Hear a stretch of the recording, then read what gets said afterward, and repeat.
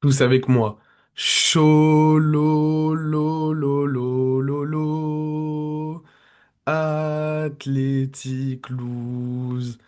Bienvenue à tous dans ce nouveau débrief, les amis. Victoire 5-0 du FC Barcelone dans cette demi-finale de Super Coupe d'Espagne face à Bilbao. Et les gars, quel match on a vécu. Franchement, c'est quand la dernière fois qu'on avait vu un Barça aussi puissant? Un Barça qui m'a vraiment rappelé le Barça de la saison dernière. Non, sincèrement, les gars, c'était quasiment parfait ce match. Quasiment parfait. Franchement, à part les 15 premières minutes où vraiment on a galéré, vraiment on se prenait des offensives, je me disais, waouh, donc j'avais raison, le match va être beaucoup plus compliqué que prévu, beaucoup plus compliqué qu'en Liga. Et bien finalement, les gars, waouh, après ces 15 premières minutes, on a marqué le premier but. Et après, ça a déroulé. Ça a déroulé 4-0 en première mi-temps. 4-0 en première mi-temps. 3-0 au bout de la 30e minute. Mais les gars, qu'est-ce que c'est que ça? Sans Yamal, sans Rashford sur le terrain. Faut quand même le dire. Parce que oui, Yamal n'était pas titulaire sur le match. Et les gars, c'était Rooney Bardghji à sa place. Mais on va revenir sur Rooney. On va revenir sur Rooney parce que lui, vraiment, faut en parler. Faut vraiment en parler. Non, les gars, franchement, on est qualifié en finale. Franchement, c'est incroyable, les gars. Vraiment, c'est incroyable. J'ai revu vraiment le Barça de la finale de la Supercoupe d'Espagne l'année dernière. La même efficacité offensive, la même façon de montrer que on est invincible en fait. J'avais l'impression que on était trop fort. Genre là, j'ai revu le Barça qui était la meilleure équipe du monde il y a un an à cette même période. C'était une folie, les gars. Non, franchement, c'était une folie. Pour revenir sur le match, franchement, voilà, c'était un match tendu à la base, hein. À la base, c'était un match tendu. On parle quand même d'une demi-finale d'une super coupe. C'est pas n'importe quel match, même si c'est Bilbao en face. Que oui, certes, Bilbao, ils font quand même une mauvaise saison. Il me semble que sur les 5 derniers matchs, ils avaient une victoire, si je dis pas de bêtises. Mais quand même, je me suis dit en fait, Bilbao va tout jouer sur cette coupe. Parce que c'est la seule coupe qu'ils peuvent potentiellement gagner. Donc je me suis dit, ils vont tout donner. Ils vont tout jouer là-dessus. Ils ont une revanche à prendre en plus contre nous, parce qu'on les a battus 4-0 au Camp Nou.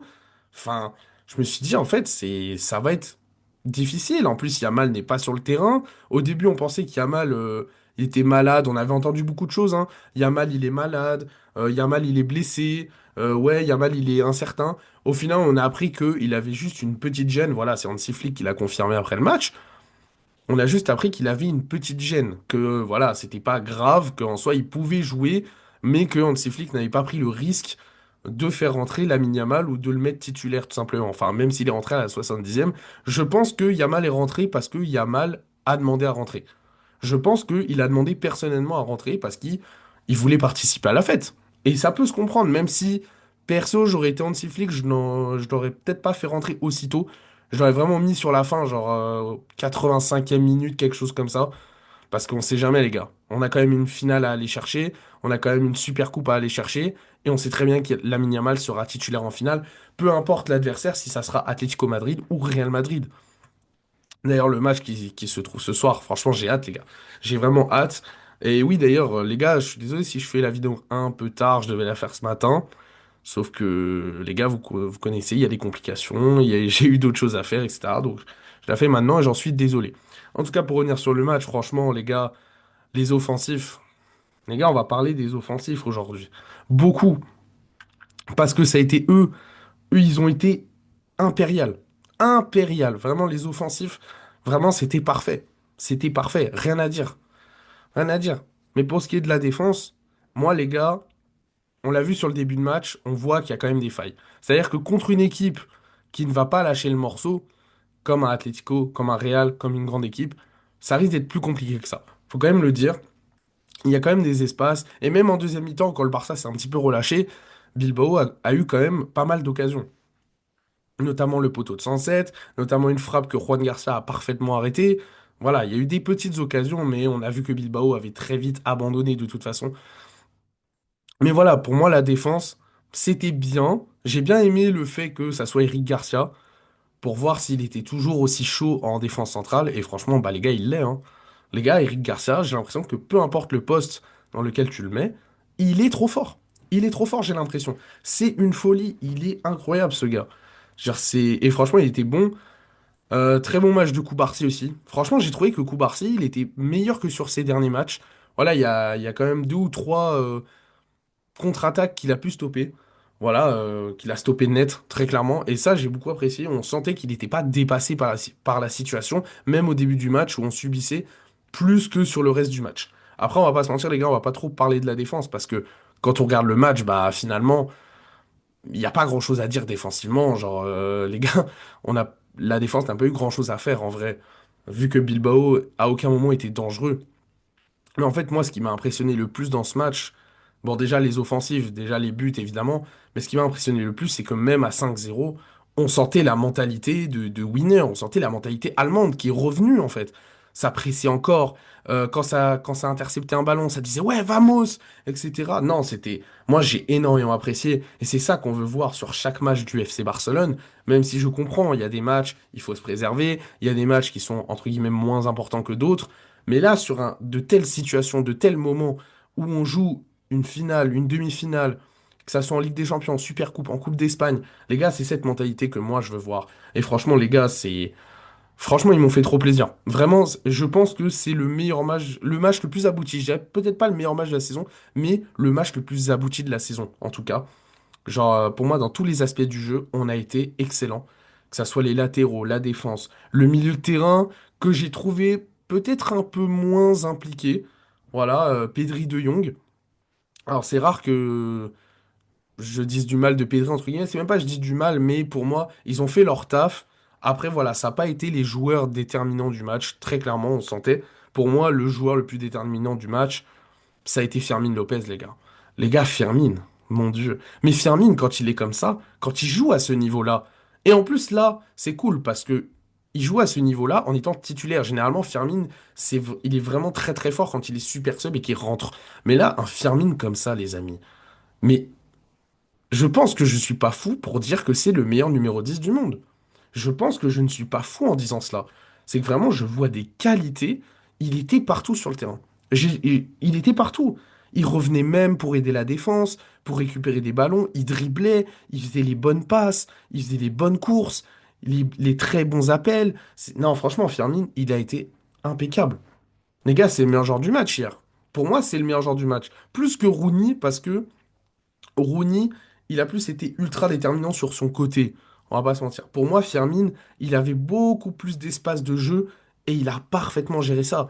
Il a parfaitement géré ça. Il a écœuré, je dirais même pas le milieu de Bilbao, je dirais l'équipe de Bilbao. Il a écœuré toute l'équipe de Bilbao en face. Genre tellement il était impossible à toucher, impossible à prendre. Il était beaucoup trop fort, les amis. Beaucoup trop fort. Non, franchement, et Firmine qui s'en sort avec un but et une passe D, si je dis un but et deux passes D, pardon. Si je dis pas de bêtises, comme Rooney d'ailleurs. Rooney qui fait un but et deux passes D. Rafinha qui finit avec deux buts, une passe D. Et je crois que c'est bon. Et Ferran qui finit avec un but, oui, voilà. Et Ferran qui finit avec un but malgré tout. D'ailleurs, très bon match de Ferran, je vais revenir dessus. Non, franchement, les offensifs, les gars, c'était. Mais c'est pour ça que Firmine, je le mets au-dessus du lot là sur le match d'hier. Parce que, en plus du côté offensif, où clairement, bah, voilà, Firmine, c'est sa qualité première, hein, l'offensivité, il est trop fort. Pour moi, il est trop fort. Il était libre. C'était une puce, en fait. C'était une puce irrattrapable, impossible à contrer, impossible à faire quoi que ce soit contre. Non, franchement, c'était une folie. Et il était partout, partout, partout, partout. J'ai trouvé partout plus impliqué que les deux autres milieux, je trouve. Même dans les espaces où Pedri et De Jong devaient plus apporter, à mon avis. Après, attention, je critique pas Pedri et De Jong. Comme je l'ai dit, ils ont fait un très bon match pour moi. Ils ont fait un très bon match. Mais ils ont fait un match à la hauteur de leur niveau. Mais ils n'ont pas fait plus que ça. C'est-à-dire que pour moi, ils m'ont pas impressionné hier. Voilà. Et même Pedri. Parce que à la limite, De Jong, ça m'étonne pas vraiment. Mais Pedri, ça m'a un peu étonné. Je pensais qu'il allait être meilleur dans un match comme ça, aussi dominateur. Et finalement, je l'ai pas trouvé. Voilà. J'ai trouvé qu'il. C'était pas son meilleur match. C'était clairement pas son meilleur match. Contrairement à Firmine, où Firmine, pour moi, c'est son meilleur match de la saison.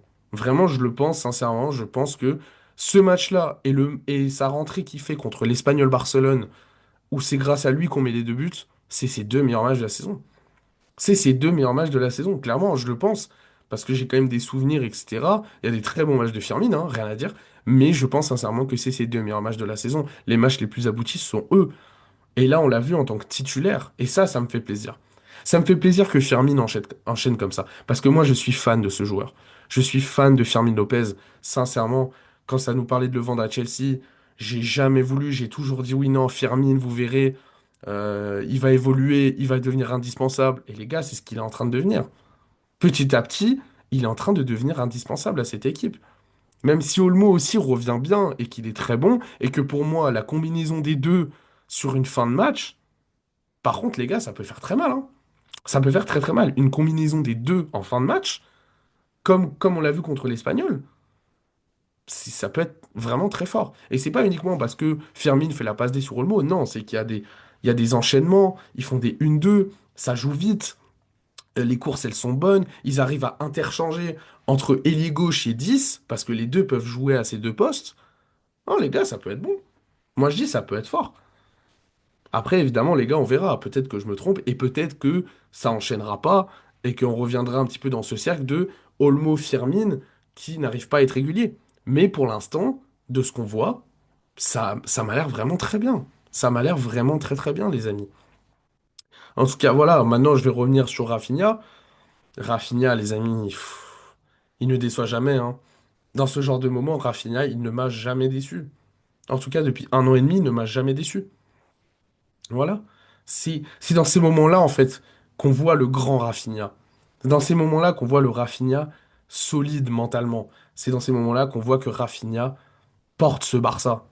Il porte ce Barça. Alors oui, ok, peut-être que pour moi, c'est pas le meilleur joueur du match, mais on sent que la mentalité, on sent que la manière de jouer, ça provient de lui. Le pressing, les passes, le fait de conclure. Il fait la passe décisive sur Firmine, sur le deuxième but. C'est une folie. Et cette passe, il faut la faire, les gars. Il faut la faire, cette passe. Parce que vraiment, il y avait deux défenseurs de Bilbao, il me semble, quasiment sur la trajectoire. Et là, Firmine, d'ailleurs, qui fait un super appel à ce moment-là. Et la passe de Rafinha, mais tu peux pas faire plus parfait, en fait, comme passe. J'aurais la passe, mais c'est du caviar, les gars. C'est un gâteau d'anniversaire. C'est incroyable. Incroyable. Non, ça a été. Franchement, les gars, le Barça, ça y est. Je pense que là, s'il continue sur cette voie, on peut retrouver un très très bon Barça. Parce que les gars, moi, tous ceux qui me parlent de la défense, l'année dernière, on n'avait pas une si bonne défense que ça. Alors oui, ok, on avait Inigo Martinez, donc il y avait plus de confiance. Ça, je suis d'accord. Je suis d'accord. Mais on se mangeait quand même des buts. Les gars, on va pas se mentir ici, on se mangeait quand même beaucoup de buts. Mais c'était surtout offensivement. C'était surtout l'aspect offensif où tout le monde était terrifié par notre équipe, en fait. Parce que sur l'aspect offensif, on était tellement fort. Et là, c'est ce que j'ai revu hier. C'est ce que j'ai revu, en fait. Sans souffrance, Juan Garcia, j'ai l'impression qu'il instaure une confiance immense aussi à la défense. J'ai l'impression que vraiment, hein, depuis que Juan Garcia y joue, c'est 5 clean sheets d'affilée, les amis. 5 clean sheets d'affilée. Est-ce qu'on aurait pu dire ça au début de la saison avec le Barça? Quand à Chesney, il s'est mangé 15 buts en 7 matchs. Ou en 5 matchs. Je sais plus la stat, les gars. Mais il y avait une stat comme ça où Chesney s'était mangé 15 buts en 5 matchs. Non, personne ne pouvait prédire ça. C'est là que Juan Garcia aussi, même si dans un match comme hier, il n'a pas eu grand-chose à faire, on sent qu'il y a de la confiance. Ne serait-ce que sur le plan défensif. On sent que déjà, il fait un peu plus peur aux attaquants. Le fait que Sunset y mette un poteau, vous croyez que c'est de la chance? C'est pas de la chance, les gars. C'est pas de la chance, c'est le mental, ça. Ça, c'est le mental. Sunset qui la met pas à ce moment-là, c'est du mental. C'est que Bilbao n'y est déjà plus. Parce que je vous assure que sinon ça rentre. Et me dites pas, non, c'est une question de chance, c'est juste, voilà, si on parle comme ça. Non, les gars, c'est du mental, ça. Pareil pour l'occasion, là, je sais plus quel joueur de Bilbao, à un moment, il avait une occasion, il se retrouve tout seul, il dépasse Gérard Martin, il se remet dans l'axe, face à face avec Juan Garcia, il a tout le plaisir de la mettre côté opposé, il la met à gauche, il la met à côté, alors que vraiment, il était dans la meilleure position possible. Ça, pareil, les gars, c'est du mental. C'est du mental. Arrêtez de me parler de chance. Parce que moi, sur TikTok, j'ai déjà vu des mecs me dire, ouais, le Barça, ils ont gagné, c'est de la chance. Par exemple, c'était pour le match contre l'Espagnol. Il y a un Madrilène. Excusez-moi du peu, hein, mais c'est la vérité. C'est pas pour attaquer le Real, c'est vraiment juste un supporter du Real qui m'avait dit, oui, la victoire contre l'Espagnol, c'est de la chance. Qu'on ne mérite pas, c'est une chose. Qu'on ne mérite pas, c'est une chose. Parler de chance, c'est une autre chose. Et ça, pour moi, c'est faux. C'est faux. C'est juste qu'on a eu un gardien, voilà. Mais je veux pas revenir sur le match de l'Espagnol, mais c'est pour vous faire un aparté, pour vous faire comprendre que le mental, c'est ce qu'il y a de plus important dans le football. Parce que le mental joue sur le physique également.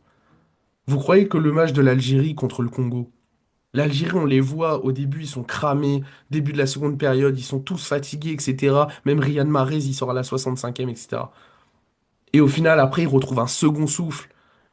Ils retrouvent un second souffle en prolongation. T'as l'impression que les mecs, ils viennent de rentrer sur le terrain. C'est du mental, les gars. Ça, c'est du mental. Mais ça, faut le comprendre. Arrêtez de me parler de chance dans le football. Ça n'existe pas, la chance, dans le football. Ça n'existe pas. Si tu marques le but, c'est pas de la chance. C'est parce que tu étais bien placé au bon moment, que tu as sorti la bonne frappe, le bon centre, la bonne passe, etc. Le but de Rooney Bardadi, le troisième but, c'est pas de la chance. C'est pareil, Unai Simon, mentalement, il a peur du Barça parce qu'il s'est déjà pris un 4-0 au match aller en Liga et que là, il voit que son équipe est complètement débordée. Et lui, ça joue sur son mental. Les gars, c'est ça le mental. Parce que Unai Simon, c'est un bon gardien. En vrai, on se moque de lui et tout. On se moque de lui parce que oui, sur TikTok, voilà, Bilbao, on connaît. Il y a une petite rivalité maintenant à cause de Nico Williams et de son frère. Les gars, c'est du mental. Unai Simon, il est bon. Il n'est pas gardien numéro 1 en Espagne pour rien. C'est qu'il est bon d'habitude. Mais là, sur les deux matchs face au Barça et sur le match face au Real Madrid aussi en Liga, il a fait des bourdes. Et ça, les gars, c'est mental. C'est tout, c'est mental. Et c'est là la différence. C'est que le Barça, dès qu'ils ont mis le premier but, Bilbao, ils ont totalement perdu le mental. Ils ont chuté, les gars. Ils sont tombés de la montagne. Tandis que le Barça arrivait au sommet. C'est ça que vous devez comprendre. C'est ça que vous devez comprendre. C'est que derrière, le Barça a mis le premier but juste après les multiples offensives de Bilbao, où Bilbao s'est dit oui, il y a moyen, il y a moyen, il y a moyen, ils n'arrivaient pas à marquer. Le Barça a mis le premier but direct, quasiment direct, peut-être deuxième occasion, en vrai.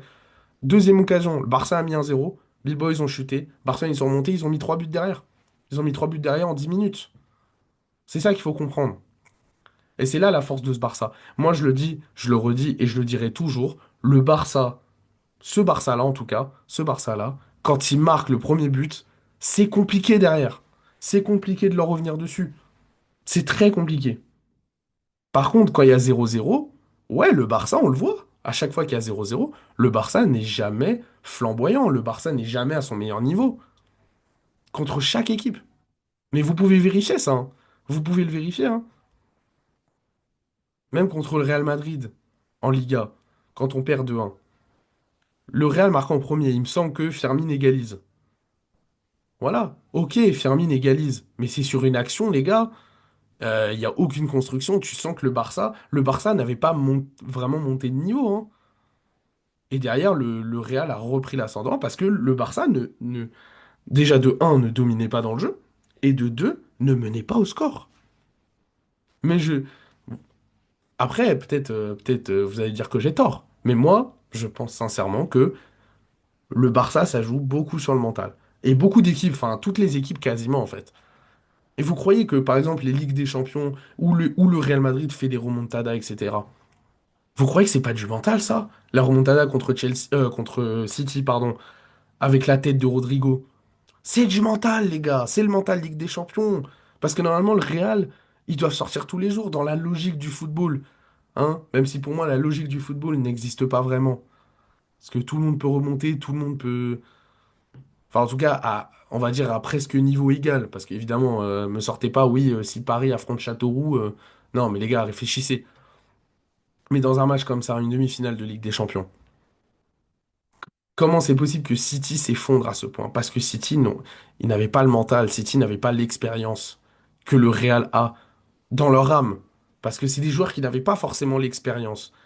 Et pourtant, ils ont réussi à avoir ce mental-là. Donc les gars, c'est pas de la chance. Ne me parlez plus de chance dans le football, ça n'existe pas. Bref, pour revenir sur le match, excusez-moi, j'ai fait un aparté un petit peu long, les amis, mais c'est pour que vous compreniez bien que il y a vraiment une logique à tout ça, à marquer.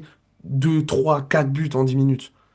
Voilà, il y a vraiment une logique. Et même le cinquième au début de la seconde mi-temps. Quand on voit l'action de Rafinha, qui marque le cinquième but, et donc son deuxième but du match, on voit, t'as Firmini fait un centre, Unai Simon qui la dégage de la main, puis derrière il y a une frappe, c'est contré, ça revient sur Pedri, qui tente la frappe, c'est encore contré, ça revient sur Rafinha, but. Pareil, c'est pas de la chance ça. C'est pas de la chance. C'est Bilbao qui panique. Bilbao, ils ont totalement paniqué. Et si vous voyez le placement des joueurs sur ce but, c'est de la panique totale. Carrément, même, il y a un défenseur, excusez-moi, carrément, il y a un défenseur qui s'est mis au premier poteau sur la frappe de Rafinha. Bon, il n'a pas réussi à l'arrêter, ça a été contré, ça a été, et c'est rentré. Il s'est mis au premier poteau, tellement c'était la panique. Carrément, il faisait même plus confiance à Unai Simon, t'as l'impression. C'est de la panique, les gars. C'est que mentalement, ils étaient morts. Et quand je vois ce qu'a prononcé Ernesto Valverde, l'entraîneur de Bilbao, après le match, et qui a dit la deuxième mi-temps, c'était un supplice, je me dis waouh, mais on les a tués. On les a tués mentalement. Mais dès le début, c'est pas que la deuxième mi-temps. Si vous regardez bien, c'est dès le premier but. Dès le premier but, on les a tués.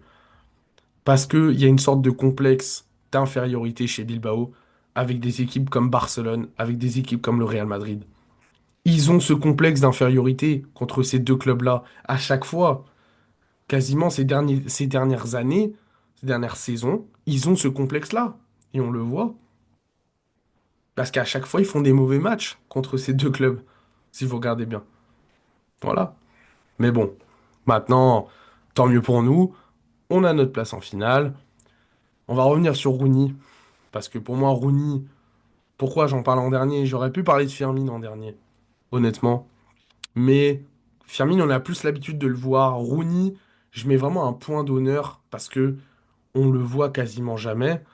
Ou alors il rentre sur vraiment des fins de match à la 86e, 87e et il n'a pas le temps de s'exprimer. Et là, il a été titulaire, ce qui m'a grandement étonné. Franchement, ça m'avait grandement étonné avant le match. Où clairement, je me suis dit, ah, mais comment ça, Yamal il est pas titulaire, sachant qu'on n'avait aucune info hein, sur est-ce que Yamal était blessé, est-ce que Yamal était malade, est-ce que Yamal égale pubalgie, est-ce que on savait pas, on savait pas. Moi ça, dans toutes les compos qu'on s'attendait à voir, pour nous c'était Ferran, Yamal, Rafinha, ou alors Lewandowski en neuf. Mais on s'attendait à voir Yamal. Il y a pas un créateur Barça qui a dit que Rooney serait titulaire dans une telle compétition, dans un tel moment. Et les gars, mon Dieu. Et franchement, Dieu merci. Vraiment, c'est pas contre Yamal, hein. Vraiment, j'aurais kiffé voir Yamal. Moi, Yamal, c'est un de mes chouchous au Barça. Mais ce qu'on a vu de Rooney hier soir, mais c'est à montrer chez tous les jeunes de centre de formation. La, la décomplexion, je sais même pas si c'est français, les gars. Il était décomplexé de fou. En fait, moi, c'est ça qui m'a choqué le plus. C'est sa manière. Il avait aucun complexe. Aucun complexe. Il était pas là, il était pas stressé. Il se frustrait pas pour rien. Et ça marchait, les gars. Mais il glissait. Il glissait sur le terrain. Je vous jure, il glissait. C'était tous les gestes, toute la technique qu'il utilisait, ça fonctionnait. Toutes les passes qu'il faisait, ça fonctionnait. Les frappes, quasiment. Il en a tenté deux, il me semble, deux ou trois. Il y en a une qui est passée. Et aucune frustration. au- Aucun geste pour dire, ouais, je mérite d'être titulaire. Rien. Juste le gars, il joue, il est là, il joue, il aide l'équipe. Et les gars, je vous le dis, Rooney, on doit le voir plus souvent. Plus souvent. Parce que si dans ce genre de match, dans ce genre de moment, dans une telle compétition, il est décomplexé comme ça, les gars, il peut l'être partout, hein. Je vous le dis, il peut l'être partout. T'as l'impression que le mec, pareil, il a pas de pression, genre. Il est sûr de ses capacités, sûr de ce qu'il fait. Sûr que, voilà, s'il fait cette passe-là, ça va passer. S'il fait ce geste-là, ça va passer. On dirait Yamal. Je jure, dans la manière de jouer, on dirait Lamine Yamal. J'ai l'impression que les deux se ressemblent vraiment. Décomplexés, sûrs de leur qualité, très bonne qualité de passe, très bonne qualité de frappe. Bon, Yamal, ça dépend, mais il peut très bien frapper, on l'a vu.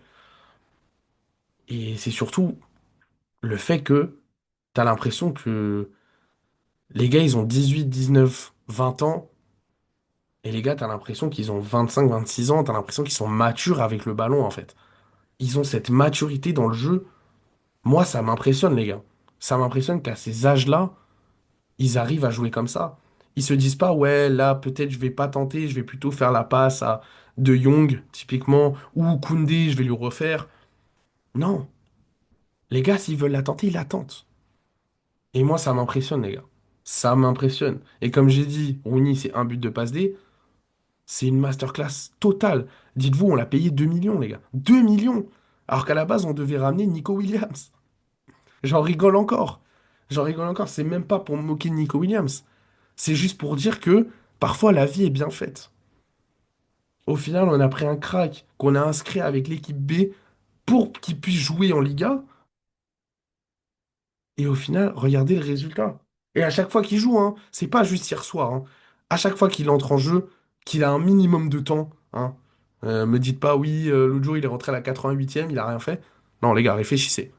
À chaque fois qu'il joue et qu'il a un minimum de temps, Rooney, c'est des très bonnes performances.